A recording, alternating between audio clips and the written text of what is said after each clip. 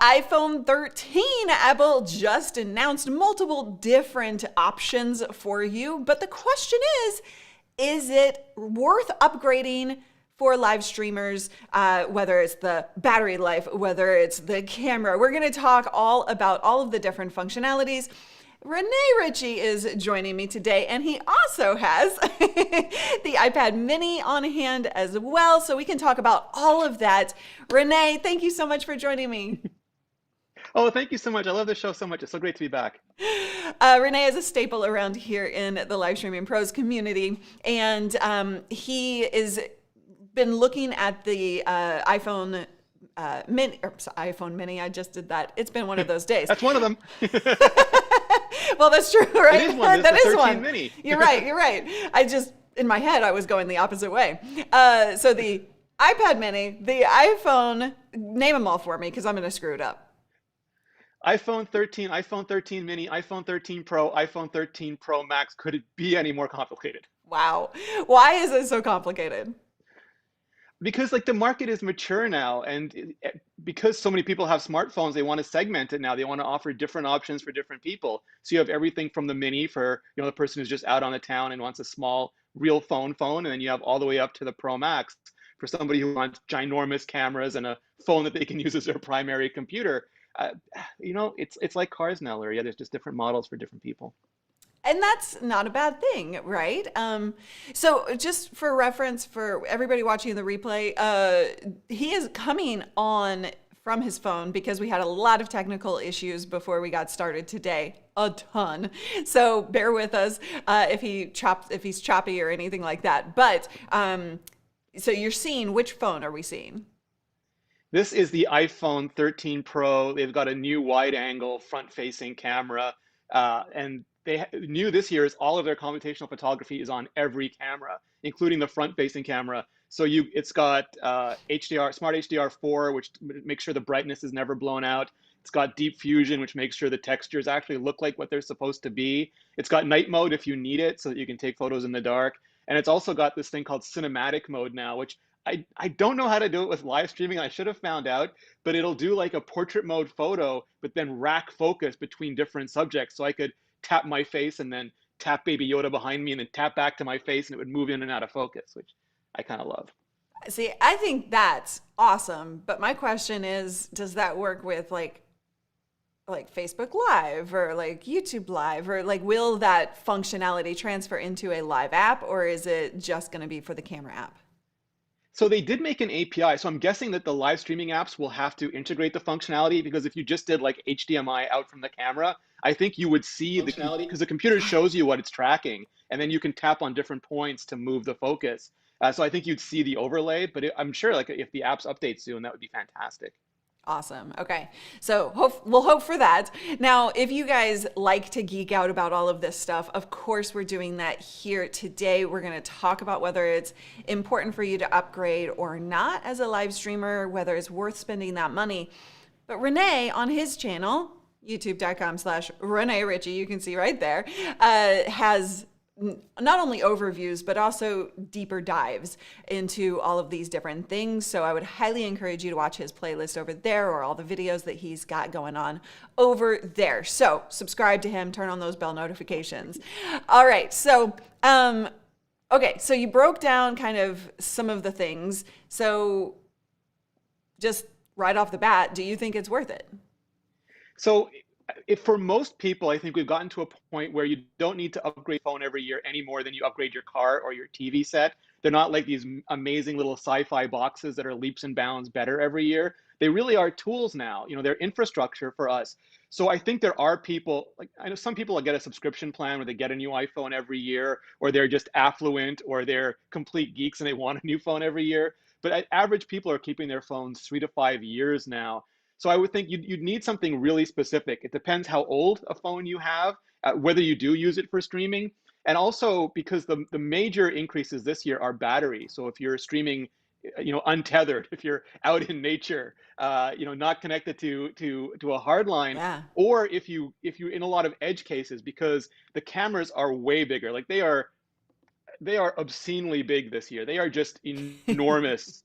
And Apple is leaning right into it. I mean, like these things are, I don't know if you can see that, but they're not shy. There's a 77 millimeter, a 26 millimeter, and a 13 millimeter, and they're all bigger. They've got 1.9 on the pros. They got 1.9 micron pixels, so they can drink in a ton of light. So if you are in low light or you're in less than ideal conditions, it'll cover you better on those edge cases. That's a really good thing, because when you are streaming and when you're recording video even, right? You often are if you're going to do live streams, like we talk about going live from the phone, or if you're doing an event or anything like that, using phone apps or using them as additional cameras into software, that extra light coming in is massively important, because that means less lights that you have to put out, right? Or put on set. Yeah, I mean, like one of the things we did CES Live like many, many years ago. Well, not that many, but many, many years ago. Oh, are you calling me old? We did run and gun with the phone. No, calling. It was recently. It was like about 3 days ago. It was fine. But we used the phone cameras and the iPad cameras for run and gun. And back then they were barely able to do it in anything other than really big bright lights. Like if you were off to one of the side tables or one of the concession areas, like you really couldn't see much. And now they're really bright. Like they're brighter than your eye can see in some cases. It's very trippy. Okay, so that's the camera. Is it so the different? You said it was different lenses on each of the different cameras. Obviously, the most expensive one, best camera. The most expensive one has telephoto. So they all have similar cameras. The pros have better light intake, so they're just better in low light. And they also have a telephoto, a 77 millimeter now telephoto, which some people like because it's close to an 85 for like portraits. Other people don't like because they used to be closer to 50. The older iPhones had 52 millimeters. So it really depends. This is a real punch-in. So you've got to either sneaker zoom, forward or back, or just get used to framing someone on that more telephoto lens. Okay, so then next, you mentioned battery life is the biggie here. So break that down for us. I'm going to be able to talk today, I promise. No, today we figured out it's Friday the 13th somewhere. We're just not sure where it is. Yeah, so battery is really interesting. So they've got a faster processor this year. They've went from the A14 to the A15. Just like the A14 ended up becoming M1, this might end up becoming M2. So it's funny, like it's interesting just from a nerdy point of view. But they really focused on, it's a little faster. It's 10% faster, which is the usual amount, but it's really much more efficient. And so it can go 1.5 hours longer for the Mini and for the regular Pro, and 2.5 hours longer for the regular iPhone 13 and the iPhone 13 Pro Max. And that's not just arbitrary, like optimized workloads. Optimized workloads like watching hardware accelerated video, it's like 5 to 12 hours longer than the last year's phones. But for mixed workload, 5G, all those things, you're still getting an extra 1.5 to 2.5 hours of time. And that, to me at events, that makes all the difference. Oh, absolutely. Right. Even if you're streaming, you're going to be going through that battery life much quicker. Right. So don't expect the full, that full battery life, but having that extra absolutely matters for on the go, for events, for longer streams. If you're like, streams, people are streaming weddings and funerals and all kinds of things these days, right? So whether you're using your phone again as an external camera coming into software, or you're just doing it from the phone, that battery life matters. So real quick. And what do you do after the stream? What do you mean? Like, if your phone's dead at the end of the stream, there's a lot of stuff you can't do. You can't go in the settings, you can't change anything, you can't respond to any comments. So it's nice if you have like a little bit of functionality left after you're done. That would give me the hives, right? Yes. So we had a poll going. Which iPhone are you upgrading to? The iPhone 13 Pro or Pro Max? 46% said. 42% said they're not upgrading. iPhone 13, 11%, and no one is going to the iPhone 13 mini. You've got to be a real specific person. Like some of the people Luria and I know, like they're designers. They have they're when they're off their computer, they're off, and they like the mini because it's very cute and adorable, and it's their on the town phone. But people, I don't want to say this the wrong way, but people who do a lot of work, especially on their phones, they need the bigger phone. Yeah, I was talking to somebody yesterday, and he was like, my phone is just like a text. it's basically just the ability to text or make phone calls. And I was like, oh, that's not what my phone is for. Beautiful summer child. Yeah. Which all the more power to you, right? Because, Yes. hey, we're addicted. So that's a bad thing. Life goals. So Paul got the, holy, it's iPhone. Oh my gosh. It is Friday the 13th somewhere. Paul got the 12 mini. We'll probably get the regular size next. And what constitutes next? Like in what time period, Paul? Just curious. Does he mean like Friday? I think, what are we talking about? Yeah, exactly. Okay, so we've talked about the camera. We've talked about battery life. What else matters? Obviously the processor. So, I mean, you've mentioned that, but is there anything else you want to talk about there? Yeah, it's really interesting, and especially I think for streamers who want to do more with their streams, like cut them up or repurpose them, do clips, all of that. Right now, it has that cinematic mode, which means that if you're doing B-roll, you can do B-roll with some of that depth effect, that bokeh that you usually needed a big, fancier camera and lens to get. So you'll be able to do that. It's not perfect; it's still early days, but it's a really fun effect. And also, it's not available yet, but Apple is bringing ProRes to the iPhone, which is their pro video editing mode. It's what people use in Final Cut. It's what Blackmagic cameras, it's what Avid cameras capture in. And it's going to be ProRes 422, 3 GB a minute. So if you want to like capture high quality B-roll, if you want to edit like with very high fidelity, you'll be able to do that on your phone or put it onto your computer and download your stream, edit it completely losslessly, do all the B-roll you want, put it on your clips channel. It's the kind of stuff that Alex Lindsay salivates over, which makes me really interesting. I'm pretty sure that they're just trying to get you to upgrade to more cloud storage. Well, the smallest version, the 128 GB iPhone, can only do it in 1080p because they don't want to fill up your phone. Right. And now there's a terabyte version of the iPhone, which is kind of ludicrous when you think about it. Your phone has a terabyte in it now. That is crazy. Okay, so talk more about the camera effect that you keep mentioning. The cinematic mode. Cinematic mode. I had it on the tip of my tongue there. I got it wrong in my entire video. I kept calling it the wrong name. Oh, no. I was so embarrassed. I hate getting things wrong. Did you publish it that way? Yeah, I called it cinematic video, and it's cinematic mode. And you like 4 video, but well, that's okay. It'll be haunting me in my nightmares for years to come.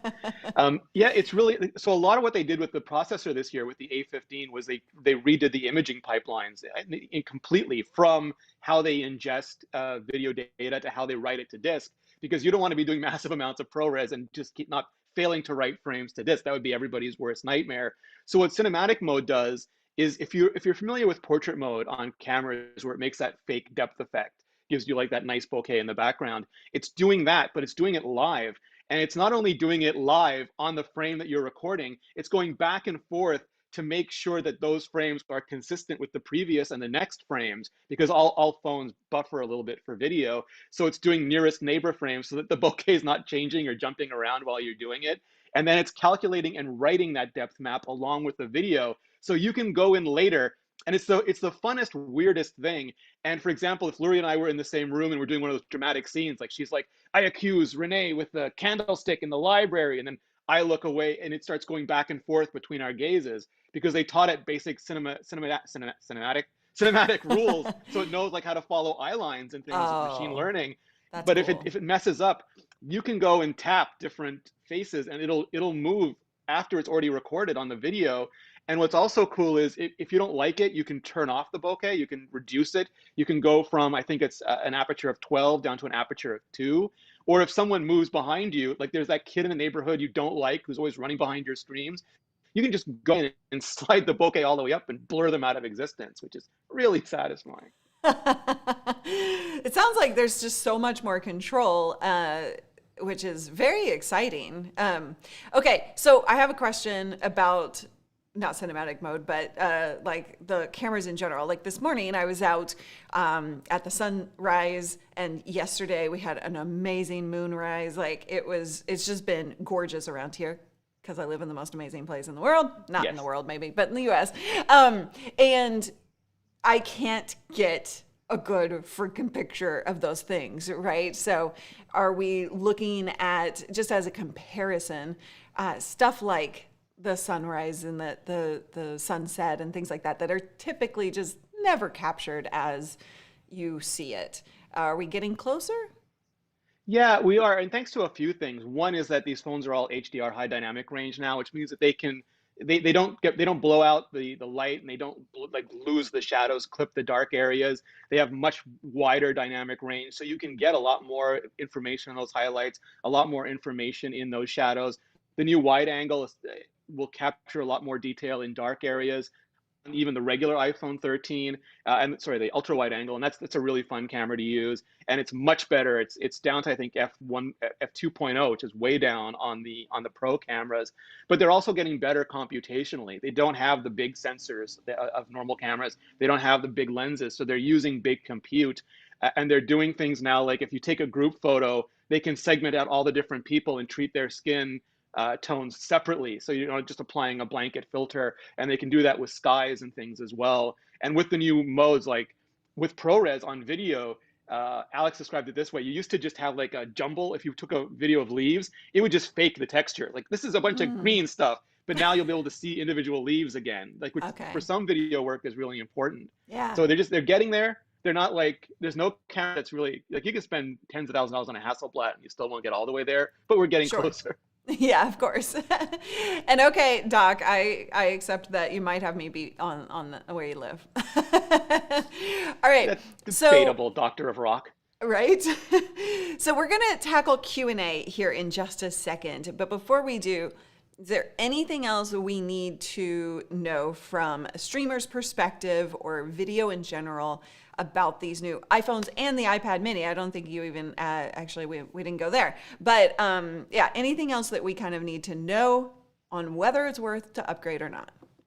Yeah, I think for streamers, especially, again, if you are someone who's streaming not just on Wi-Fi, but you are out and about, they've got much better 5G. There's a new generation 5G modem in here, and it's got more bands from more places, but it's also doing way better aggregation across 5G and 4G. So if you're in an area where, like me, I have 5G on my block, but the next block over doesn't. So it's doing a much better job of sort of harmonizing all the bandwidth around you and giving you a steady, stable, the best connection it can, going in and out of those things, but also on the new bands that they just keep adding to 5G as they very slowly deploy it around all of our neighborhoods. Slow everywhere, I think. Yeah. That's exciting, actually. Is that like, because you're not just like, ooh, kind of hitting that wall, that brick wall. Yeah. I get about 280 to 320 down on 5G here, Wow. which is twice what I get on LTE. And that's just mid-band 5G. That's not even like the high band stuff. Yeah. Okay, so you guys, if you want to geek out more, you have to follow Rene over at his channel, youtube.com/Rene Ritchie. If you don't already, be sure to hit that subscribe button. And he's got lots more deep dives, lots more overviews on each individual product. We wanted to give you kind of an overview perspective today, and I encourage you to just go ahead and watch all of his if you're trying to decide like which one is right for me.